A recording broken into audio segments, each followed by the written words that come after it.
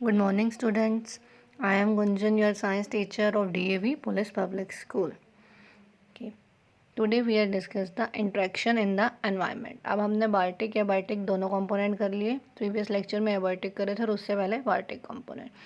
Now we are discussing the interaction in the environment. अब हम करेंगे बच्चे कि ये एक दूसरे के ऊपर कैसे डिपेंडेंट होते हैं, कैसे एनवायरनमेंट में एक दूसरे से इंटरेक्ट करते हैं एंड कैसे एक दूसरे की नीड है. See, plants and animals are interdependent in their food relationships. There are animals that feed on plants. Many of such animals are eaten by other animals, which in turn are eaten by some other animals. Thus, there is thus a food chain in nature. What does it mean? Plants and animals are interdependent in their food relationship. We know plants and animals एक दूसरे पर depend करते हैं food relationship में. Like grass है, एक animal ने खाया, हार्बीवोर ने खाया, फिर उसे कार्निवोर ने ईट करा. सो वो एक दूसरे के ऊपर डिपेंड कर रहे हैं. There are animal that feed on plants and many of such animals are eaten by other animal. वो प्लांट्स को खा रहा था और वो जैसे like you can see here grass is a producer eaten by deer, primary consumer or herbivore, and then deer is eaten by lion, that is secondary consumer or carnivore. So एक जो है रिलेशन बन जाता है इनके बीच में. It is known as the food chain. Food chain is a process of who eats whom, right? Food chain is a process of who eats whom and how each organism get its food. It is the food chain. Here it is an example of food chain. Grass, deer eats the grass and deer is eaten by lion. It is an example of food chain. It is an example of terrestrial food chain. Now what do you mean by terrestrial food chain? Terrestrial food chain means with the food chain on land. Terrestrial means जब हम land पे बात करें that is terrestrial food chain. And aquatic जब हम water की बात करेंगे, वाटर के प्लांट्स एनिमल्स की, that is aquatic food chain. When such a chain exists between aquatic plants and animal, it makes up an aquatic food chain, right? So it is an activity 5 here. You have to complete these 3 food chains. Try to complete this. We have discussed in next chapter. Okay. Try to complete these 3 food chains. Next is mineral cycle. Like, there is a relationship between the biotic and abiotic components of our environment.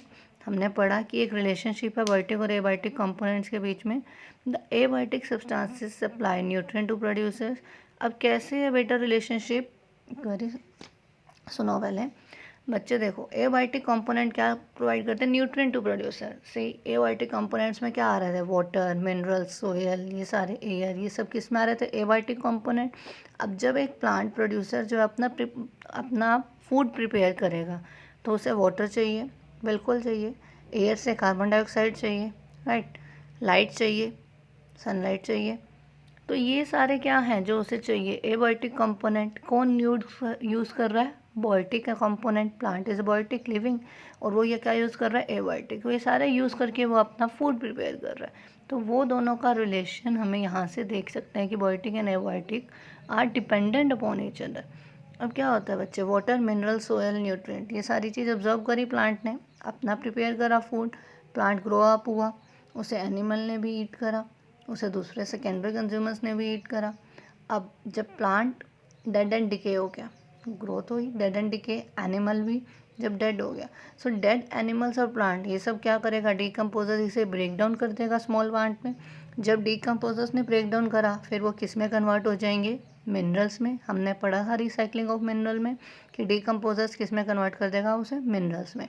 अब ये mineral द्वारा किस में जाके मिल जाएंगे, soil में. और ये सोयल द्वारा कौन यूज़ करेगा, प्लांट. सो इस साइकिल को हम क्या बोलते हैं, मिनरल साइकिल. पहले यहाँ डायग्राम से समझिए बच्चे. सोयल है, सोयल को किसने यूज़ करा, ग्रीन प्लांट और प्रोड्यूसर्स ने. ठीक है, ग्रीन प्लांट और प्रोड्यूसर्स ने सोयल को यूज़ करा, अपना फूड बनाया. नेक्स्ट उसे किसने कंज्यूम करा, एनिमल्स ने, कंज्यूमर्स ने, एनिमल्स, लिविंग बींग सब ने. अब ग्रीन प्लांट और एनिमल कंज्यूमर्स, क्या हुआ, डेड प्लांट्स एंड एनिमल मर गए और फिर उसके बाद वो किस में कन्वर्ट हो गए, डिकम्पोजर्स में. एनिमल ड्रॉपिंग्स बेटा ये बीच में दिखा रखा है, जो एनिमल्स का वेस्ट प्रोडक्ट होता है, दैट इज़ एनिमल ड्रॉपिंग्स. वो भी डिकम्पोजर्स क्या करेंगे, उसे भी कन्वर्ट कर देंगे मिनरल में. तो dead plants and animal decomposers ने क्या करा, मिनरल्स में कन्वर्ट कर दी. ये मिनरल द्वारा जाके कहाँ मिलेगी, सोयल में. Again cycle start. It is known as the mineral cycle. और you can share say that it is relationship between the vertic and abiotic component. उसके बीच में रिलेशनशिप दिखा रहा है, soil abiotic component, plant, animal, biotic component, right? So it's show the relationship between biotic and abiotic components of environment. So let us read from here now. There is a relationship between biotic and abiotic components of our environment. The abiotic substances supply nutrients to producers. The producers prepare food for consumers. Right? Both producers and consumers, after their death, are broken down into simpler substances by decomposers. The nutrients return to soil, air, and water. These nutrients are again used by producers.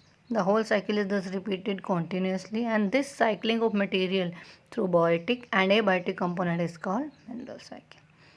Okay, remember this line. The cycling of material through biotic and abiotic component is called the mineral cycle.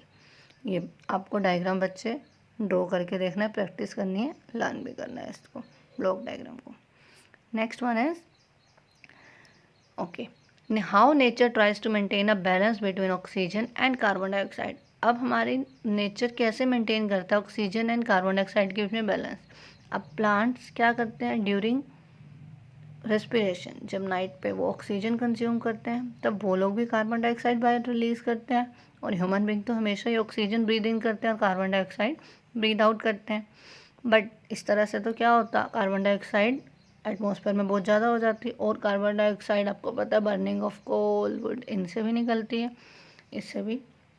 But क्या होता है बच्चे, जो plant है during photosynthesis during the day वो क्या consume करते हैं, कार्बन डाइऑक्साइड कंज्यूम करते हैं, अपना फूड प्रिपेयर करते हैं और ऑक्सीजन हम रिलीज़ करते हैं. ठीक है, इन टर्न हमें वो ऑक्सीजन देते हैं. सो इस तरह से क्या होता है, एक जो है बैलेंस मेंटेन रहता है between oxygen and carbon dioxide के बीच में. अब अगर प्लांट्स नहीं होंगे, ट्रीज़ नहीं होंगे, जैसे प्लांट्स और ट्रीज़ को कट कर देते हैं, वो नहीं होंगे तो कार्बन डाइऑक्साइड को कंज्यूम कौन करेगा. कार्बन डाइऑक्साइड कंज्यूम नहीं करेंगे, ऑक्सीजन नहीं देंगे, तो उससे क्या होगा, कार्बन डाइऑक्साइड इंक्रीज़ होती जाएगी और ऑक्सीजन डिक्रीज़ हो जाएगी, जिससे प्रॉब्लम्स आएंगी. ठीक है, तो इसीलिए हमें प्लांट जो है we need to plant more and more plant, we need to grow more and more trees, plant more and more trees. So now read it. During the process of respiration both plants and animals take in oxygen. respiration के time पे रात को plants भी oxygen लेते हैं from the atmosphere and give out carbon dioxide back into atmosphere. Carbon dioxide also gets added to atmosphere when burning of wood, coal and petrol takes place. This increases the level of carbon dioxide in the atmosphere. The plants use up carbon dioxide and give out oxygen during the process of photosynthesis. अब ये plants क्या करेंगे, carbon dioxide use करेंगे और oxygen देंगे during the process of photosynthesis. Thus a balance is maintained between the amount of oxygen and carbon dioxide in the atmosphere. जैसे कि इस ब्लॉक डायग्राम में आपको दिखाया हुआ है. देखो, ऑक्सीजन रेस्पिरेशन में ऑक्सीजन ली और कार्बन डाइऑक्साइड दी, जो वो प्लांट्स ने ली, जो एनिमल्स एंड ह्यूमन बींग्स ने ली, एंड कार्बन डाइऑक्साइड कंज्यूम करी ड्यूरिंग फोटोसिंथेसिस प्लांट्स ने और ऑक्सीजन रिलीज़ करी. सो इससे क्या हुआ, एक बैलेंस मेंटेन रहा between oxygen and carbon dioxide के बीच में. We thus realize that in our environment its living and non-living components keep on interacting with one another and this makes our environment a dynamic system. हमारा environment तभी work कर रहा है, living and non living component एक दूसरे से interact करते रहते हैं और एक दूसरे के ऊपर डिपेंड है. So I have given you some homework. Do that and read these keywords and you must know points. Read these also and try to do this book work ABC part if you can do it. Okay, and that is the homework. Complete the given food chain of activity 5. जो अब 3 food chains थी बेटा वो try करने की. Internals plus 3 ही internals हैं इसमें. What do mean by mineral cycle. Next is by drawing a block diagram show the inter relationship among different components of environment. अब आपको ब्लॉक डायग्राम बनाना है जिसमें रिलेशनशिप पता चल रहा है हमें हर एक कंपोनेंट्स के बीच में. Next is how nature tries to maintain a balance between oxygen and carbon dioxide. Nature कैसे बैलेंस मेंटेन करके रखते हैं साइड के बीच में, आपको ये डायग्राम से भी दिखाना है. Okay, thank you.